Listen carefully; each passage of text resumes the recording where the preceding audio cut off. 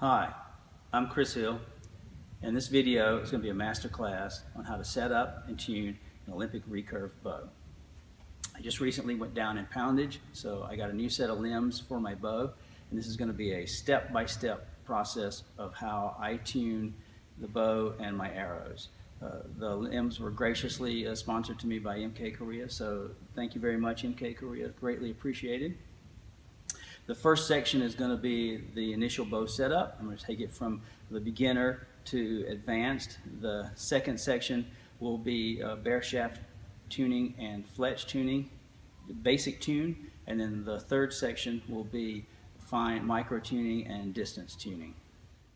Now the first step with bow setup is to figure out which plunger hole that we're going to be using. Most risers will have two plunger holes, a front one and a back one or a rear one. If your arrow at full draw, the shaft is approximately around the edge of the riser, the front here, then you want to use the rear plunger hole. If your arrow sticks out past the riser, maybe you're going to have a clicker extension on the sight, then you want to use the front hole here. I happen to be using the back hole because my arrow shaft is from the edge of the riser slightly inside. You want to have at least an 1 inch minimum for where it touches the plunger to the end of the shaft, and that's just for good arrow flight and safety. The next step that you want to make sure is that the plunger itself is exactly on the arrow shaft. You don't want it where it's too low or too high where you can see it. You want it positioned so that the arrow rest puts the arrow exactly on the plunger button itself. So that is the first step to do. I use a Hoyt super rest. These are stick on. They're very easy to do and to put on. Once you do that, then you know that you're going to have the arrow correctly positioned with the rest arm as well. The next step is to loosen the screw on the dowel, limb dowel, and pull it out and remove it, and make sure that there are two brass washers on the limb dowel. This is the default setting for all new risers, and from the factory centers the limb dowel and the U in the dowel.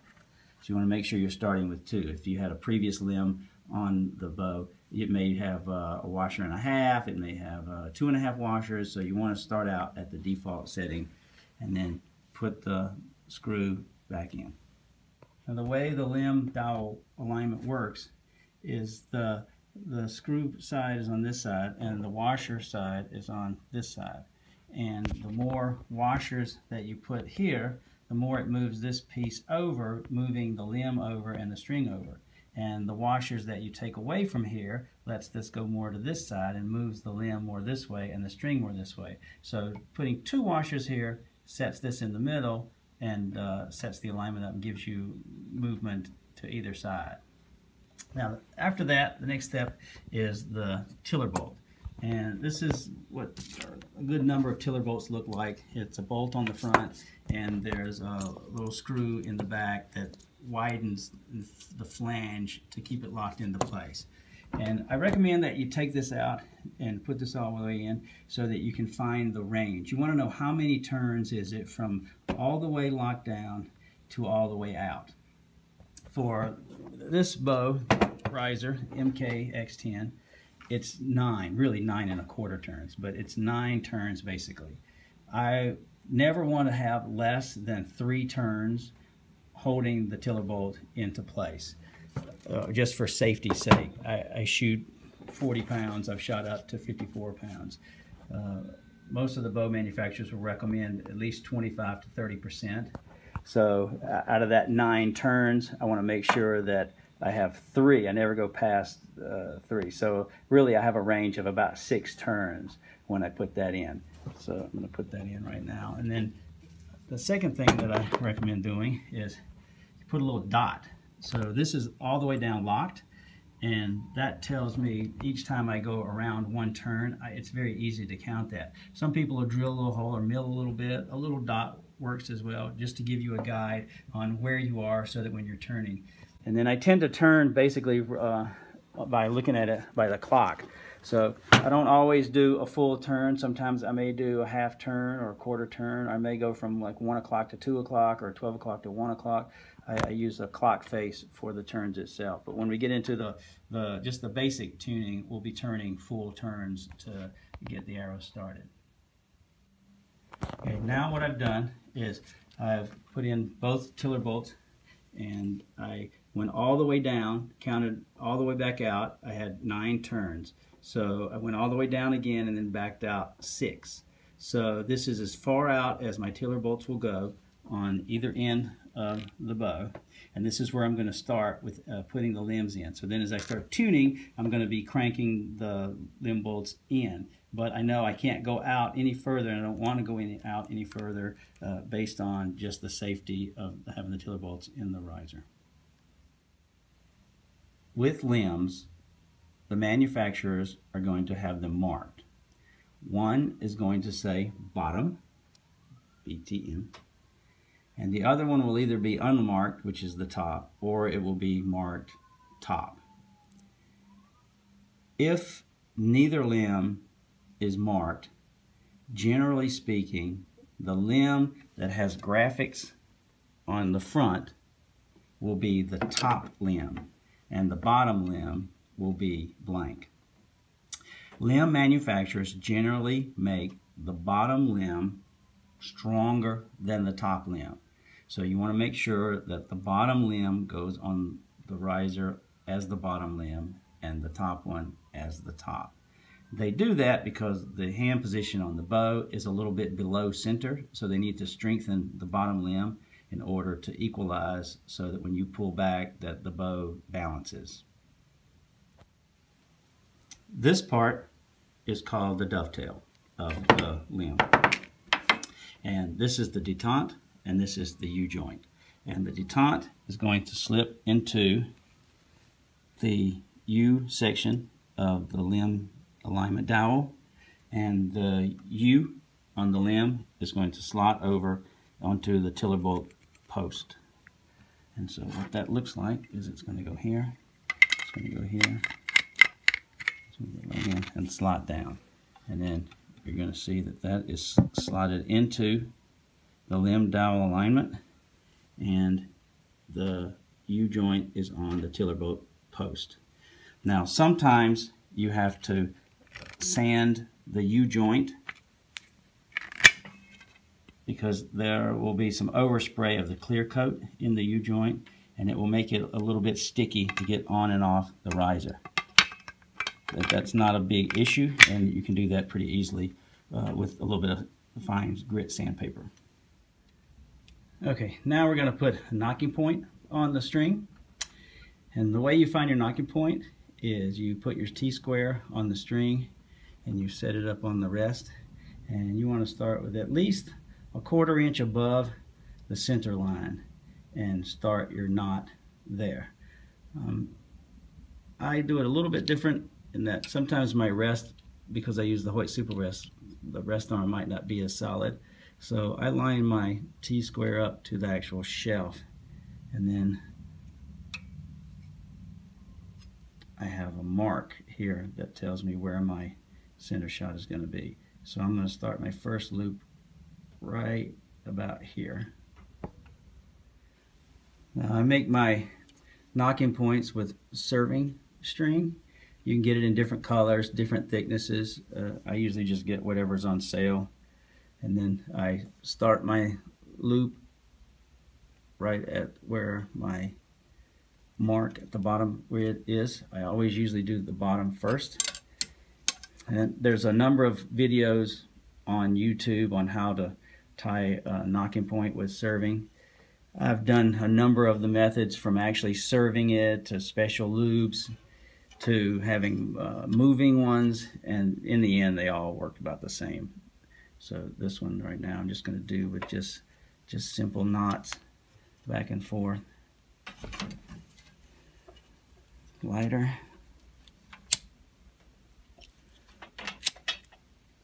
and melt these down.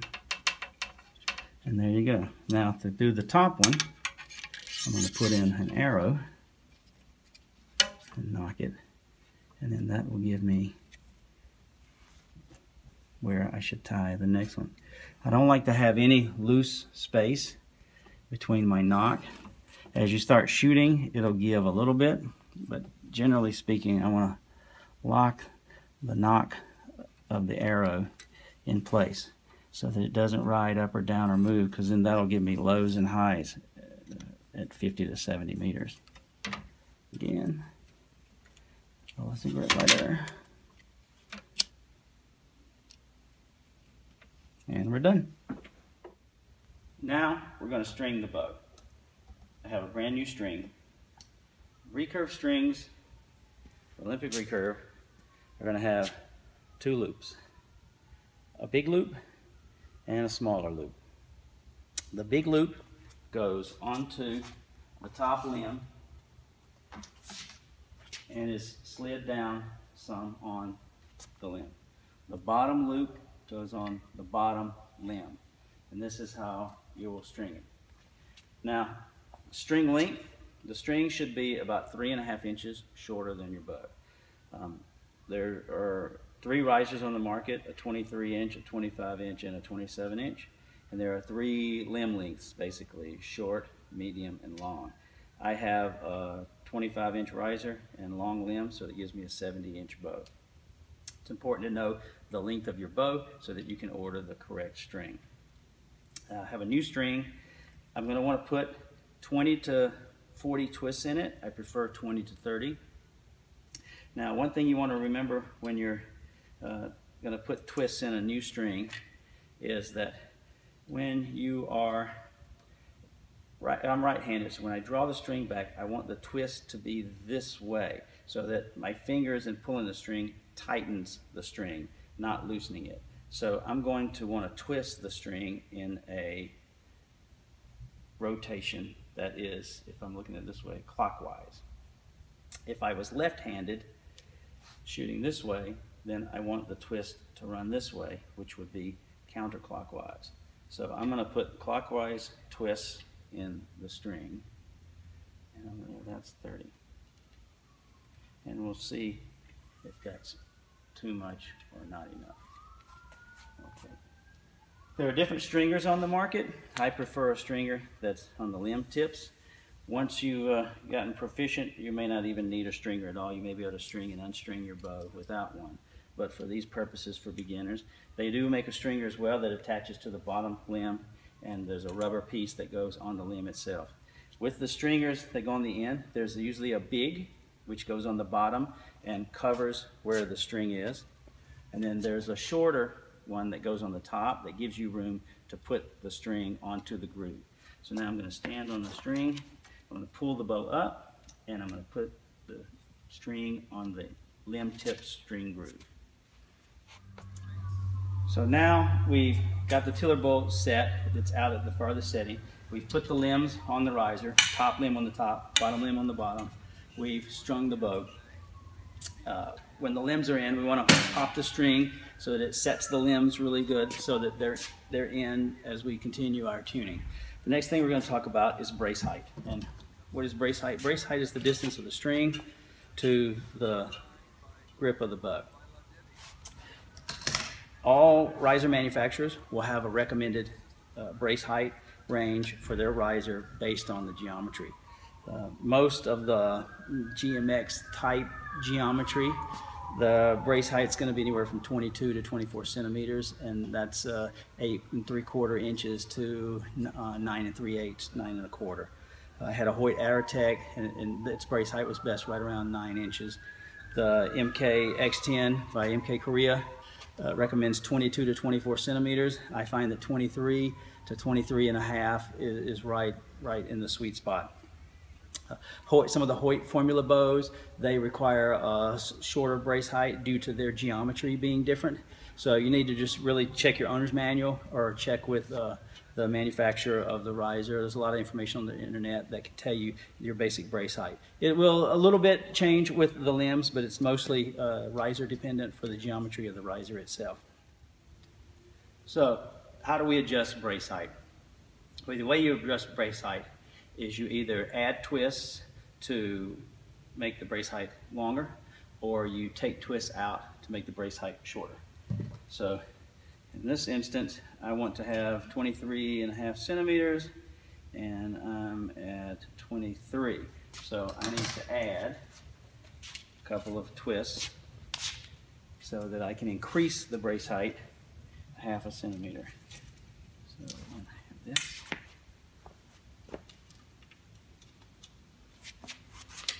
This on. So now I need to add like 3 twists. That's probably 1/2 centimeter.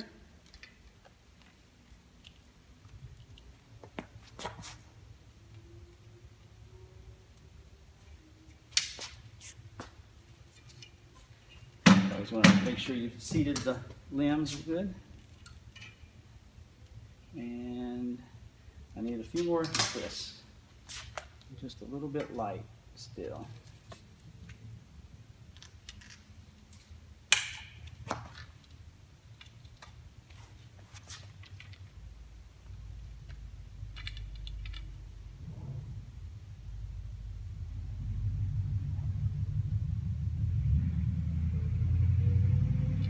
There. That should do it.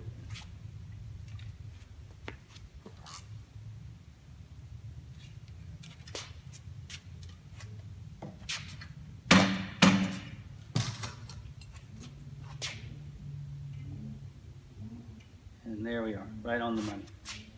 23.5 centimeters, exactly what I wanted. Next thing we're going to talk about is tiller. What is tiller? Tiller is the distance of the top limb to the string and the bottom limb to the string in relation to each other. MK Korea, they recommend an even tiller because they make the bottom limb a little bit heavier than the top limb. If the two limbs are exactly the same poundage, then a lot of times they'll recommend to have a positive tiller, and that means that the string is closer to the bottom limb than it is in the top, making the bottom limb stronger. And tiller basically works if there's nothing on the bow, no stabilizers or anything, and you draw an anchor. The bow should stay flat and even and balanced.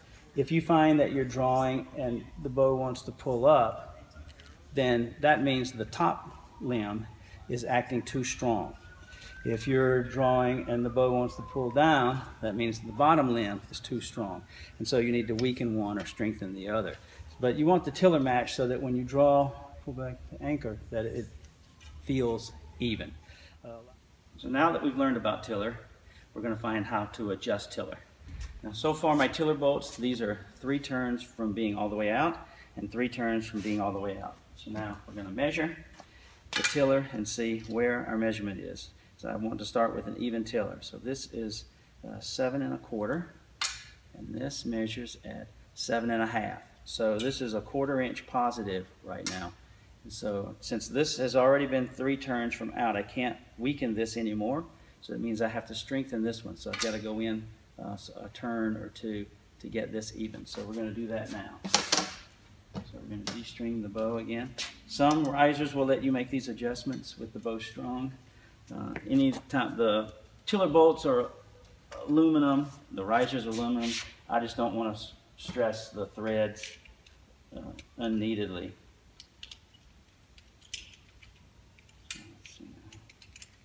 So now what I'm going to do is, in order to make this stronger, I'm going to go a whole turn on the tiller bolt, line my dot back up, and now we'll string it and see if that brought it in a 1/4 inch or not.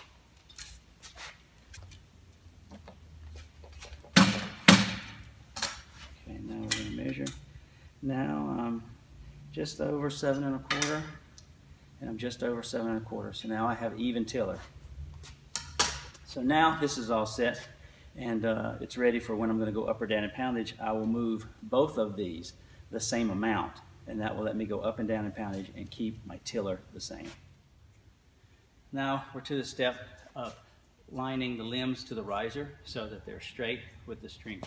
So we want to get the string and split the limbs and split the riser and bisect the tiller bolt holes. And you may find that you have to add a washer here or take one away, or one on the bottom or take away. And I've had archers ask me, how do I know which one to do? And my general rule of thumb is I want to stay as close to the 2 washer default as I can. So if I'm kind of slanted, but I have to add 3 or 4 washers to the bottom, then that's off and I'm moving the wrong one. I should be able to add just a washer or like an aluminum washer or brass. I should never have more than 3, 4 washers at the most, and I think the most I've ever had was maybe 2.5 washers or 3. So that's what you want to line up for. We're not so worried about the stabilizer yet or being on plane. We want to get that lined up, and then that's the step. And then once we have that step, then we'll move to the bow and the bow plane. The difference between aligning the string to the limbs and the riser and aligning all of that to plane is very similar to the tiller bolts function, setting the tiller versus setting poundage. To adjust the tiller, you're only going to alter one tiller bolt, either the top limb, turning it a turn or half a turn, or the bottom limb, but not both together. Doing them both together exactly is what raises and lowers poundage once the tiller is set. Likewise, to align the the limbs to the riser, you're going to add a washer or take away a washer from only either the top or the bottom. You're going to work within that framework. But to set the bow on plane, once you have those aligned, you're going to add washers or take away washers, both top and bottom, to keep the limbs and riser alignment the same, and that way you're just moving where the string is. So that's the difference with those two. Now we come to the last step of the bow setup, and this is called getting the bow on plane, which means we're going to make sure that the bow is set up so that it's shooting an arrow straight off the bow and not shooting it at an angle, either shooting it outwardly or inwardly into the riser. This step happens to be the most confusing for archers, the most misunderstood step and section, and it's very easy to see why, and I'll show that. We've already done all the steps up until now and even aligned the string to the limbs, to the risers. We split the riser tiller bolt holes in the back, and most archers typically will align the plane to the stabilizer. And that's not really a good thing to do because not all stabilizers are straight, especially when there's a lot of components, a V-bar, extension. To find out whether your stabilizer set is in plane or not, first you really have to do the steps to measure the string from the riser, and I'll get to that in a few minutes. Once you've done that, I recommend putting just a long rod on first. Just start with one piece. Make sure that your stabilizer or your long rod's in alignment with the true plane. Then once that's done, then add your extension without the V-bar or any of the connectors. Just add the extension. Make sure it's still on plane. Then add the V-bar, add the bolt. Keep adding the pieces to make sure that it stays on plane. Once it's on plane, you should be able to go to your other bow and take the front rod and put it on, and it should still be on plane. Now the reason this gets confusing is because I've set the camera up, I don't know if you can see it or not, but our limbs are aligned to the riser, and right off the bat, it looks like that the stabilizer system is aligned with the string, and it looks like we're on plane, and we're ready to go to the next step, which is to start shooting arrows. But I've set this up purposely to show that it's not on plane, and the arrow is actually being shot into the riser. Once I change and put the stabilizer, the front rod, where it's supposed to be, I know these are straight from previous bow setups, but we'll now get this here, see if we can see this now. Now when I line the string up to the riser holes, you can see that the stabilizer is actually pointing off to the left, which means the arrow is going to be shooting to the right. So you can see that once I actually add an arrow and put it on the bow. Now you can see that the arrow is pointing on the inside of the stabilizer, shooting to the right. So this is what happens a lot of times when there are posts on the internet on Archery Talk and some of the forums that say, I thought my arrow was tuned, the spine seems to be right, it groups good, but I seem to be getting some kind of contact. I'm ripping fletchings, I'm tearing up, the back of my arrow is hitting stuff. This is because most often that the bow plane is not in alignment. And the last explanation for the bow plane is that the stabilizers and the weights, front and back, control pitch up and down of the bow for balance. The V-bars control roll, the bow roll back and forth. And then the on-plane setting controls the yaw, how the bow is going to shoot the arrow off of the bow and the riser.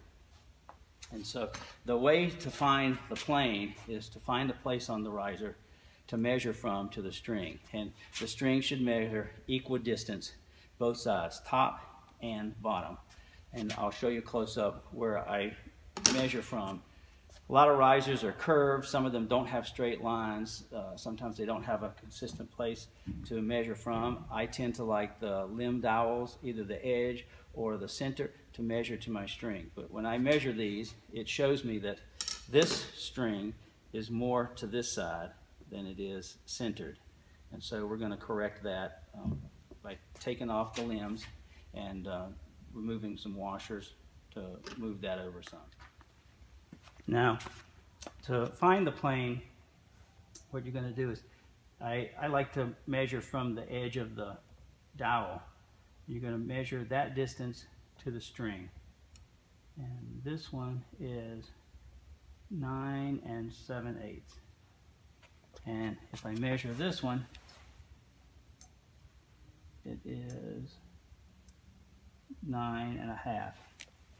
And now we're going to measure again the inside, and that is 9 7/8, which is exactly what it was the other side. And this one is right on 9 1/2. And you want to be as exacting as you can to make sure that the string is equidistant. And then when it's aligned and your stabilizer is straight, whether you have an arrow or not, you'll have a bow that's on plane. Let's see if I can show this. There.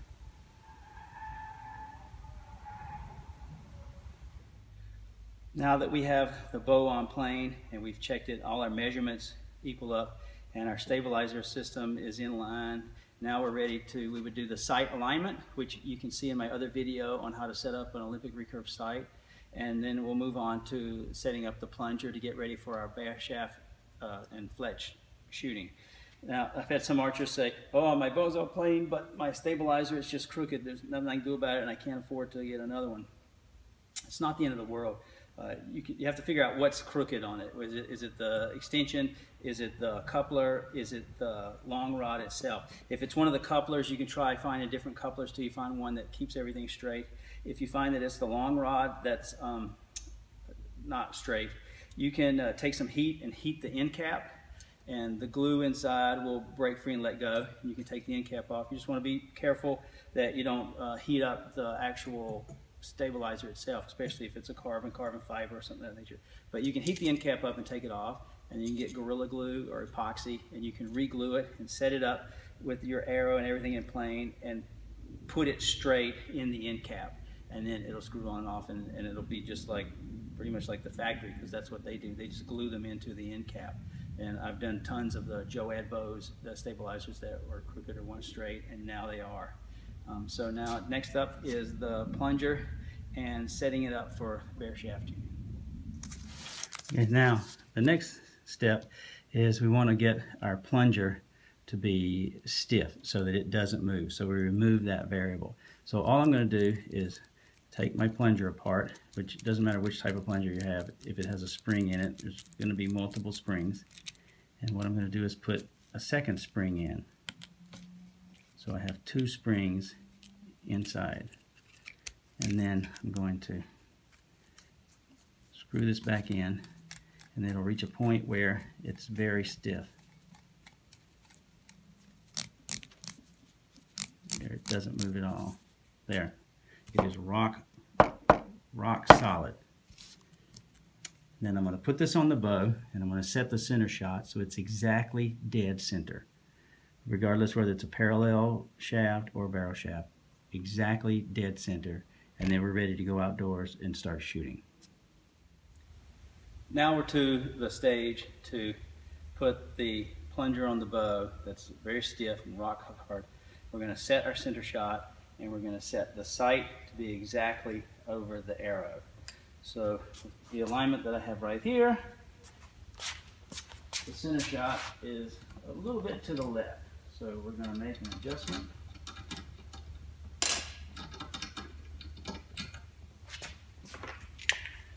And the adjustment is done on the collar of the plunger. It is loosened and then rotated in or out depending on what's needed to set the center shot. And then you lock that back down. It's a little bit of trial and error, but it's not that difficult to adjust.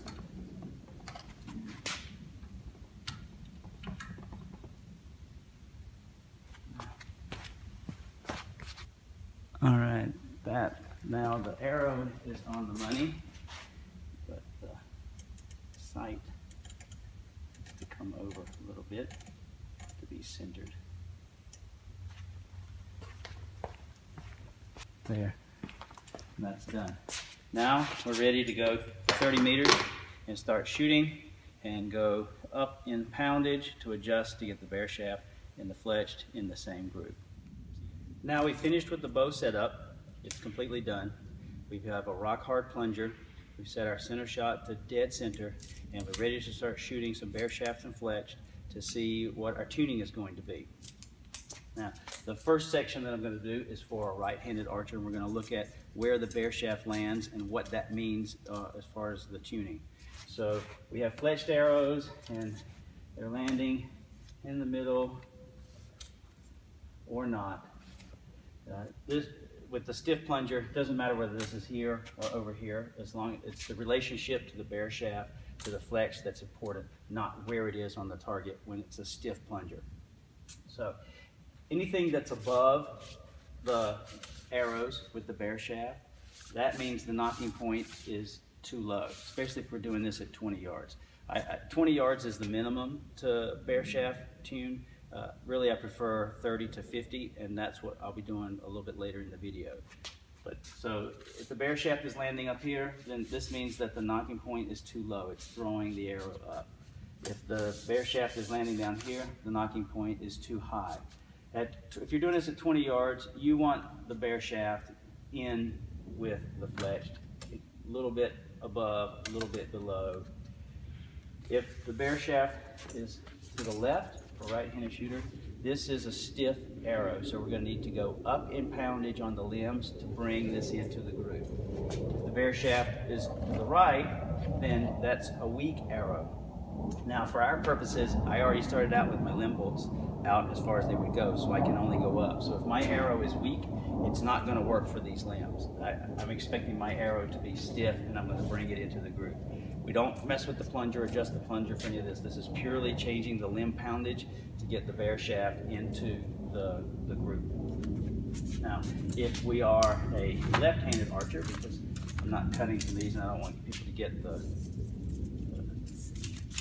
out of context information, and we have groupings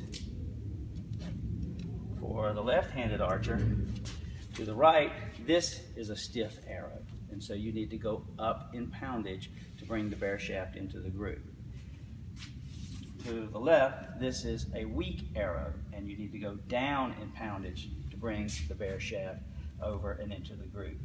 The knocking point is still the same. If it's above, then the knocking point is too low, it's sending the bare shaft up. And if it's below, the knocking point is too high. For 20 yards, we want the bare shaft kind of in with the groove. Now with the stiff plunger, it doesn't matter where it is. With the stiff plunger, if we're shooting and the arrows are here, we're aiming here, but we got a stiff plunger, that's still, we're good to go.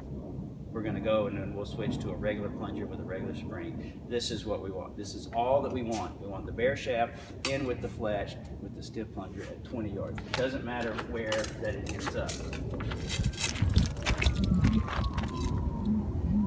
So here we are at 30 meters. Here's our group. Normally you want to shoot 2 or 3 bare shaft, 4 or 5 fletch, just to make sure you got good groupings. But for the fast purpose of getting the video done, I'm doing 1 bare shaft, 2 fletch. But you can see I'm about a foot stiff. We knew I was going to be stiff based on my tiller bolts being out. So I'm going to go back to the bow and I'm going to give it about a turn and a half and see if we can pull the bare shaft into the group. But my height is pretty good. I'm liking where my knocking point is right now, so that seems to be set good. Here's the second end with the stiff plunger.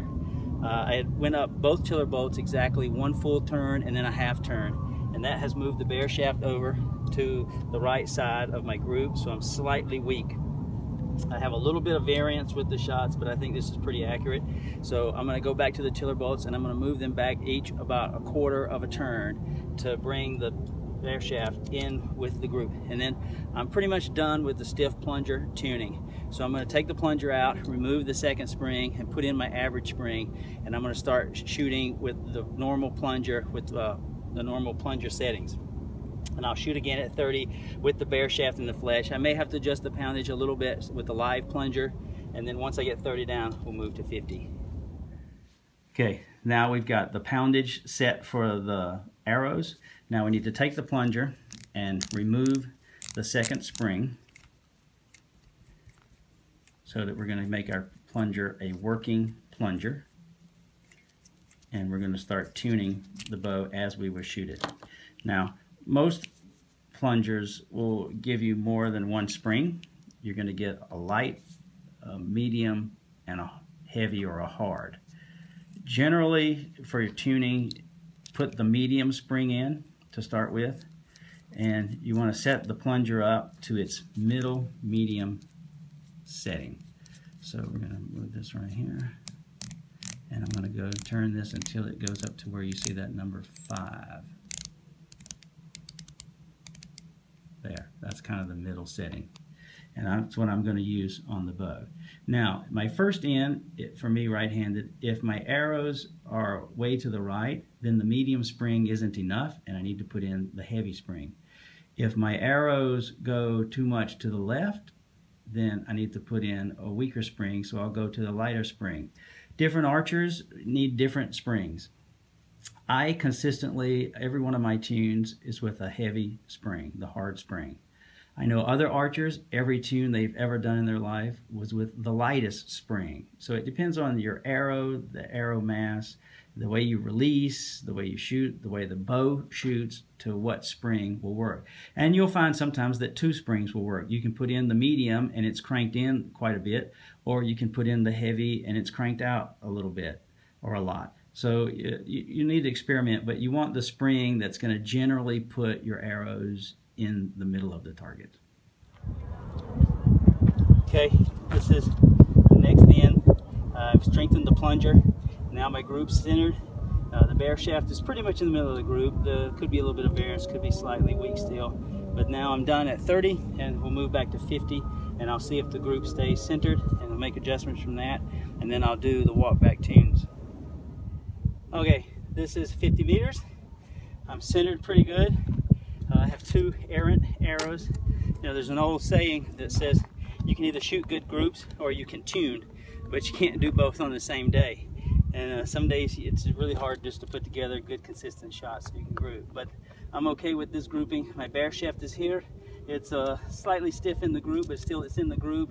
The being a little bit low is probably just my shot.